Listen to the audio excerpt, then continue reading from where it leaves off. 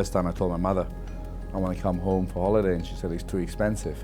And I remember saying to her one day, I'm going to make it cheaper. So flying has always been a big part of my life, obviously because I was at school far, far away. So, and then my mother was flying a lot, so it's something that is personal to me.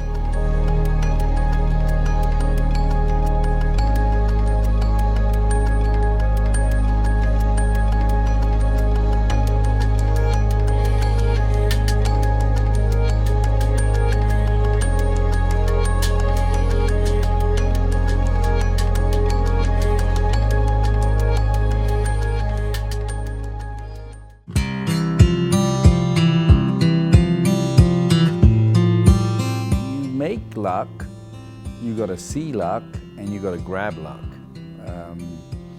Luck by itself, if you don't, it was luck that Richard Branson walked in that door when I was walking out. But then you got to grab that opportunity when you see it. So luck comes your way, but you got to go and grab it to make it useful to you. Most of my life has been intuition. You don't have a Google data stack to analyze whether, I should meet Richard Branson now. I think too much is paralysis by analysis. And yes, I know I'm trying to change my company into a data-driven company, but I never want to lose that feel of spontaneity, that feel of a computer doesn't have the human intelligence and the human feel or emotion to make a decision. So, not at the moment. Maybe one day they will replicate the brain. But right now, I'm still much more intuition.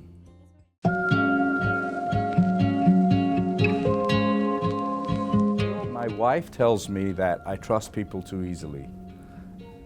But I still think out of 10 times, 8 times it worked, 2 times it doesn't.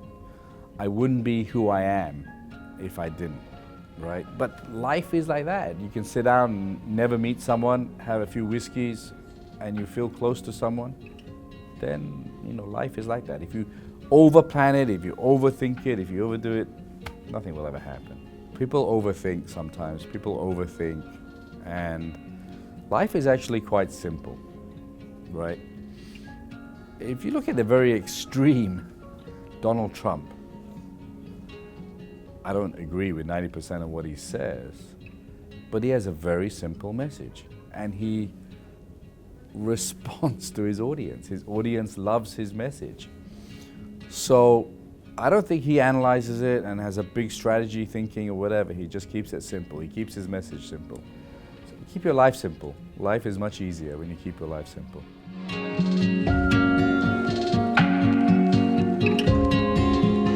I suppose it comes down to the transparency of life. I suppose people connect to you when you're honest and transparent.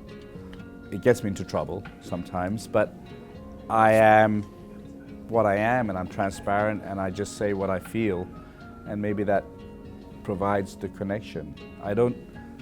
It's not contrived. I don't think, people are gonna like this, or should I do this, or this picture with my wife is gonna be great. I just do it.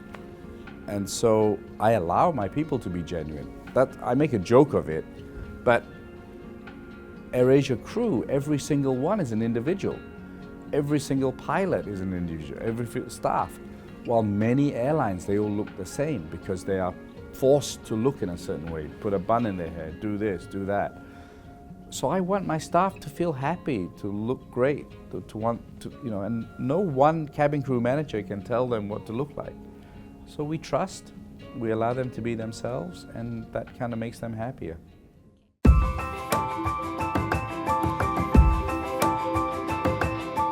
Well, my employees are why AirAsia is successful. Anyone can start a low-cost airline. There are hundreds have done it. The difference between success and failure is down to the people in the airline. And I love my people. I love people. It helps, right?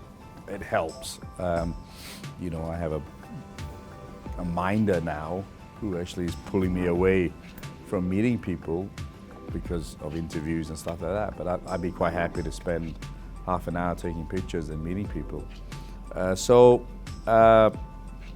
Sometimes it gets a bit too much, but people are very important in AirAsia. People are very important to me.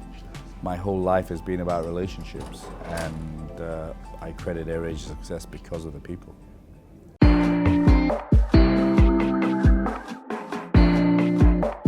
You know, this is like a new toy. We'll have to learn how to control it and how to use it to its best ability. But you know, I had the worst day of my life when we lost an aircraft in Surabaya. Social media kept me alive and kept people informed of what's going on. And so those are the good things about social media. Social media keeps me informed of things I've done wrong, of things AirAsia have done wrong. And it allows me to communicate to a much larger audience, and that audience communicate back to me, right? I mean, before it was SMS, right? How many people could SMS you? So I'm pro any technology. I don't think we should hold technology back. I left the music industry because they didn't support Napster. And anything that's changed is going to be good and bad. It's how we learn to use it and best control it and use it in the best ability. But overall, I think it's been good for us.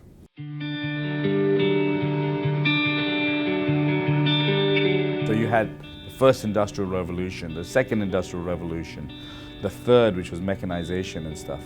And now you have this fourth industrial revolution, and the millennials are the heart of changing the world. I hope the millennials make this world a better place, and less about race, less about religion, less about color, and more about working together. My advice to the young people is don't overthink it. Don't try to be billionaires and start all thinking you want to be unicorns or ponycons or whatever cons there are. Just go out there and do something and make a difference, because it's a great time to be young and alive, and we live in a great world.